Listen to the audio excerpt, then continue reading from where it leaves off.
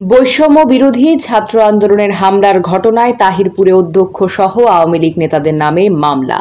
নিজস্ব প্রতিবেদকের পাঠানো তথ্য ছবি দিয়ে নুসরাত জাহানের প্রতিবেদনে দেখুন বিস্তারিত। সুনামগঞ্জের তাহিরপুরে অধ্যক্ষ সহ ৮০ জন আওয়ামী লীগ নেতাকর্মীদের নামে থানায় মামলা করা হয়েছে। রোববার বৈষম্য বিরোধী ছাত্র আন্দোলনের প্রতিনিধি উত্তর বড়দল ইউনিয়নের আলাল উদ্দিনের ছেলে আজিজুর রহমান এই মামলাটি করেন। উল্লেখযোগ্য আসামিরা হলেন বাদাঘাট সরকারি ডিগ্রি কলেজের অধ্যক্ষ এবং বাদাঘাট ইউনিয়ন আওয়ামী লীগের আহ্বায়ক জুনাব আলী, সাবেক ইউপি চেয়ারম্যান ও ইউনিয়ন আওয়ামী লীগের সভাপতি জামাল উদ্দিন এবং তার ভাতিজা ছাত্রলীগ কর্মী তারেক আল মামুন, ইউনিয়ন আওয়ামী লীগের সম্পাদক আবুল কালাম আজাদ, ইউপি সদস্য জিয়াউর রহমান, ব্রাহ্মণগাঁও আদর্শ উচ্চ বিদ্যালয়ের সভাপতি আবু সাইদ, জেলা ছাত্রলীগের সাবেক সভাপতি ঝুমুর কৃষ্ণ তালুকদার, সাবেক উপজেলা পরিষদ চেয়ারম্যান আফতাব উদ্দিনের ভাগ্নে নূরে আলম সিদ্দিক ফজল, ভাতিজা তোফায়েল আল আহমেদ তানিল এবং মানিক রাজ ওরফে কালা মানিক সহ ১৫০ জন।